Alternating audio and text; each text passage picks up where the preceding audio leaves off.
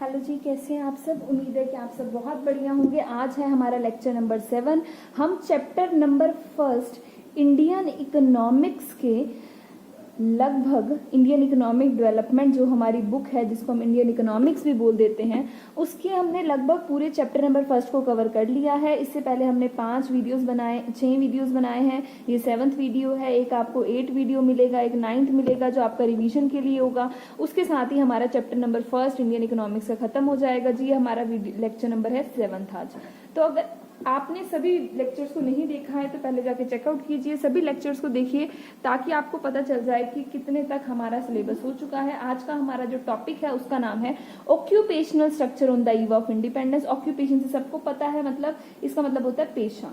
Means लोग कहाँ काम करते हैं, कौन सी इकोनॉमिक एक्टिविटी में लगे हुए हैं लोग, वो होता है उनका ऑक्यूपेशनल स्ट्रक्चर जी। बात करते हैं ऑक्यूपेशनल स्ट्रक्चर का मतलब होता है कि किस पेशे में लगे हैं लोग, कैसे लोग पैसे को कमा रहे हैं।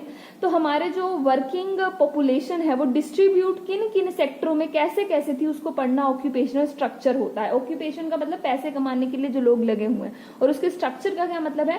बेसिकली उसके स्ट्रक्चर का मतलब होता है कि लोग किस तरीके से लोगों का डिस्ट्रीब्यूशन है, कितनी पॉपुलेशन कहाँ लगी है पैसे कमाने में, that is the structure.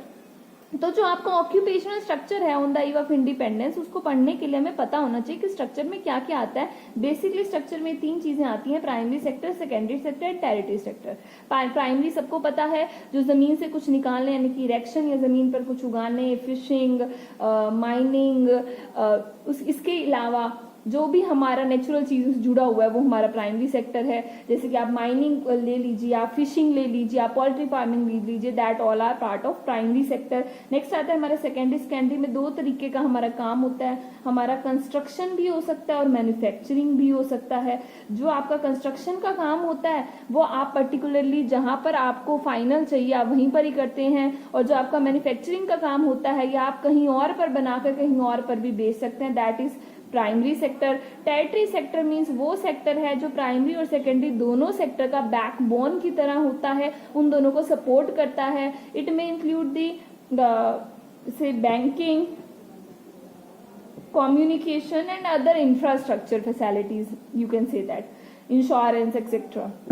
In year 1951 occupational structure India का कुछ इस तरीके का था, जिसका डाटा यहाँ पर गिवन है। मैंने बीके पब्लिकेशंस की बुक में से इन नोट्स को बनाया, वहां से मैंने ये डाटा लिखा है। आप मेरे लेक्चर को पढ़ने के बाद एक बार उस बुक को भी स्टडी कीजिए पूरा ऊपर से, ठीक है, ताकि आपको और कंसेप्ट की क्लियरिटी हो जाए। तो सबसे पहले देखिए, मैंने डाटा 1951 का आपके आगे रखा है। तब हमारी टोटल पॉपुलेशन का 72.7%, 72.7% पूरी टोटल पॉपुलेशन की प्राइमरी सेक्टर में लगी थी, जिसका मेन पार्ट उस टाइम पर एग्रीकल्चर ही था, खेती में लगे थे लोग। सेकेंडरी सेक्टर में 10.1% ऑफ द टोटल पॉपुलेशन लगी थी, जो कि प्राइमरी के बाद बचे हुए हिस्से का एक कम ही परसेंटेज था, और टेरिटरी में लगी थी 17.2% ऑफ टोटल पॉपुलेशन। जैसे कि आप यहाँ पर देखकर अंदाजा लगा ही लेंगे कि नीचे हम क्या बात करेंगे कि प्राइमरी में हद से ज्यादा पॉपुलेशन लगी हुई थी, इतने की जरूरत नहीं थी। सेकेंडरी में फिर बहुत ही कम थी, और टेरिटरी में भी थी, पर अकॉर्डिंग टू प्राइमरी देखा जाए तो बची पॉपुलेशन का अच्छा खासा हिस्सा तो लगा है, बट स्टिल ये कम था। एक ऐसी इकोनॉमी जिसको डेवलप होना है, उसका सिर्फ इतना सा हिस्सा अगर टेरिटरी सेक्टर में लगा है, या इतना सा हिस्सा सिर्फ सेकेंडरी सेक्टर में लगा है, तो कहाँ से डेवलपमेंट होगी। ठीक है जी। नेक्स्ट है, इस डाटा से मैंने क्या निकाला, एग्रीकल्चर प्राइमरी सोर्स ऑक्यूपेशन का। सभी तरीके के लोगों का मेन पेशा हर जगह पर हमारा एग्रीकल्चर सेक्टर ही था। बेसिकली इसके पीछे रीजन ये भी है कि रूरल इंडिया की पॉपुलेशन रूरल एरिया में ज्यादा थी और अर्बन एरिया में कम थी, और रूरल एरिया में माना जाता था उस वक्त पर कि मेन पेशा ही लोगों का ये होता था। तो ये भी हो सकता है इसके पीछे रीजन। देखिए, agriculture primary sector of occupation था on the eve of independence. 72.7% total population का लगा हुआ था एग्रीकल्चर सेक्टर में, बट पॉपुलेशन जो एग्रीकल्चर पे डिपेंड थी, ठीक है, एडवांस कंट्री में वो बहुत थोड़ी थी, और हमारी कंट्री में बहुत ज्यादा पॉपुलेशन एग्रीकल्चर सेक्टर में जी लगी हुई थी। जैसे कि इंग्लैंड और अमेरिका का अगर डाटा लिया जाए तो सिर्फ 2% पॉपुलेशन थी। टोटल पॉपुलेशन इंग्लैंड और अमेरिका का सिर्फ 2% ही जो एग्रीकल्चर सेक्टर में लगा हुआ था। जापान में ये 12% था, और जर्मनी में भी सिर्फ 4% ही था। और अपना देखिए हाल, हम लोग 72.7% एग्रीकल्चर सेक्टर के ऊपर डिपेंडेंट थे, और उसमें भी बड़ी सारी खामियां थी जिसको हमने अपने वीडियो लेक्चर्स में पढ़ा ही है कि किस किस तरीके से वहां भी दिक्कत का सामना करना पड़ रहा था। आगे देखिए, नेक्स्ट है हमारा सेकंड सेक्टर, इंडस्ट्रियल सेक्टर। वहां का क्या हाल था? वो एक सोर्स ऑफ ऑक्यूपेशन तो था, पर एक सिग्निफिकेंट सोर्स ऑफ ऑक्यूपेशन वो हमारा नहीं था। उसके पीछे रीजन क्या था कि पॉपुलेशन का बहुत छोटा हिस्सा लगा हुआ था, लगभग 9% पॉपुलेशन का हिस्सा इस पर लगा हुआ था, जो कि बहुत ज्यादा लेस था, बहुत ज्यादा कम था।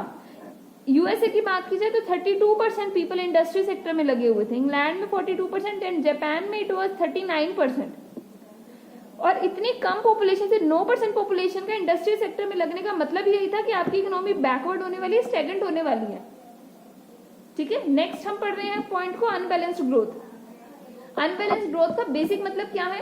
यहाँ पर अनबैलेंस्ड ग्रोथ का एक बेसिक सा मतलब हम ये निकाल सकते हैं कि प्राइमरी, सेकेंडरी और टेरिटरी में एक जितना लोगों का डिवीजन नहीं था। आप देख रहे थे कि आपके एग्रीकल्चर सेक्टर में तो it was 72%, nearly 72%, and remaining में it was 10 and 18%, 17 point something %।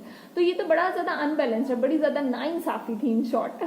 Agriculture sector ने नाइंसाफी कर रखी थी बाकी दोनों सेक्टर में, हमारी तमाम पॉपुलेशन उसी में लगी हुई थी और बाकी सब कर नहीं रही थी। उसके पीछे रीजन ये भी हो सकता है कि भाई हमारे गाँव में लोग ज्यादा बस रहे थे उस समय की बात की जाए तो, बट स्टिल ये कोई एक अच्छा तरीका नहीं था।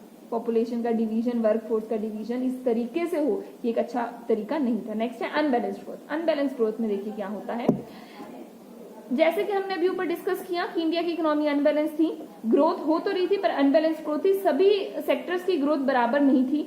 इंडिया में सेकेंडरी और टेरिटरी सेक्टर में इन्फेंट स्टेज पे था, यानी कि बहुत अभी इन दोनों सेक्टर की शुरुआत ही हुई थी। तमाम पॉपुलेशन का एक बड़ा हिस्सा एग्रीकल्चर में लगा था। यही मेन एक रीजन हम समझ सकते हैं कि हमारी इकोनॉमी क्या हो गई, बैकवर्डनेस की तरफ चली गई। तो जी हमारा ये सब खत्म हो गया। अब हम अपनी नेक्स्ट वीडियो में पढ़ेंगे एग्रीकल्चर सेक्टर का क्या हाल था on the eve of independence. वो मेरा होगा लेक्चर नंबर 8।